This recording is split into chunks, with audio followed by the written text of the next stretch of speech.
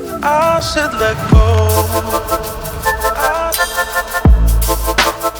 Hey everybody, Chris Fikes here with Crave, and today's quick tip, we're going to be talking about chest straps. Now I'm going to give you an alternative method of actually attaching your chest strap, buckling it up.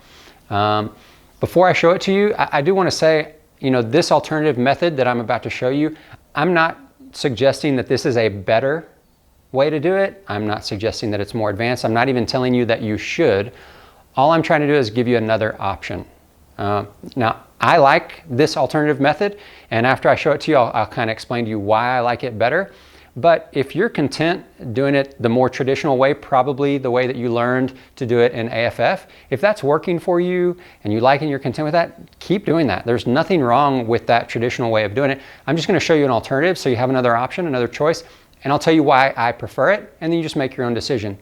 Now, I will say before I get into it, before I show you how to do it, I want to say, if you are currently using, I see a lot of people using rubber bands to stow the excess of their chest strap, and I would strongly recommend that you don't do that. I have heard from multiple riggers over and over again that the rubber bands are very bad for the webbing.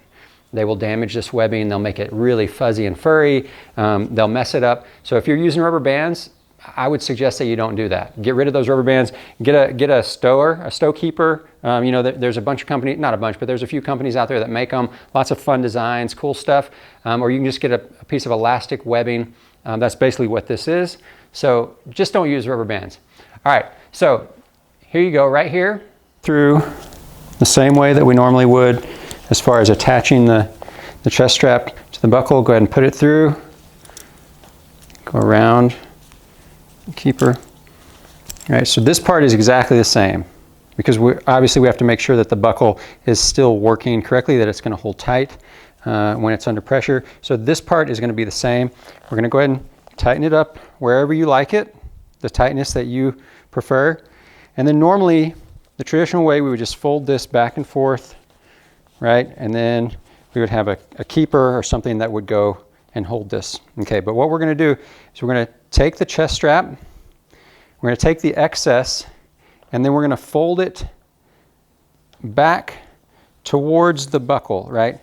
So not over the top this way, but back in like this, so that the end is right here next to the buckle.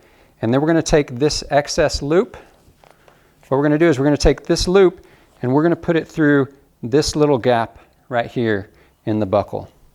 So we're going to take it and fold it in half, and then we're going to try to work it through. Now, depending on your rig on the buckle, it might be difficult to get it through there. Mine is a little bit tight, so it takes a little bit of effort to get it through, get it started. Once I can get it started on the back, I just grab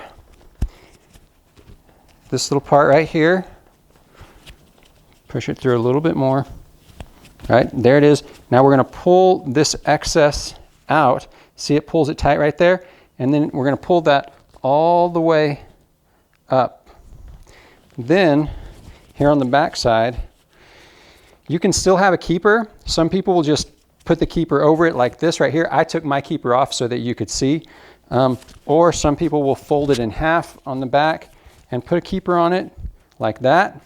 Or sometimes what I've found is that if I just wrap this excess and just leave it like that, most of the time it will stay. Now in free fall, sometimes if I'm doing head up, this will come loose. So what I prefer to do is have the excess like this, and then I have a keeper that just goes right here and holds it all, and I have no problem.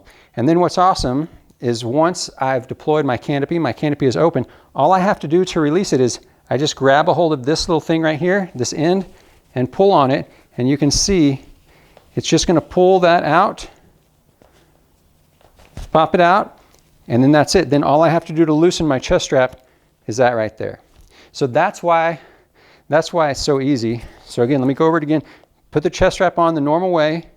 We're going to take this and fold it back against itself with the end underneath, right? Back like this. So we're going to fold it back against it, then take this fold and put it through this little gap. Some buckles have more space than others. It's easier or harder. The more you do it, the easier it's going to get. Like I said, mine is a little bit tight, so it's a little bit of an effort to get it through there. I would rather have a little bit of effort here on this side while I'm gearing up. So then pull that slack out. I would rather have a little bit of effort while I'm gearing up. It takes a little bit longer, and that makes it easier under canopy rather than easy while I'm gearing up and difficult under canopy. I would rather it be easy under canopy, which is just like this. I grab onto this end, pull it, and there it goes. It's loose, and then I can loosen my chest strap.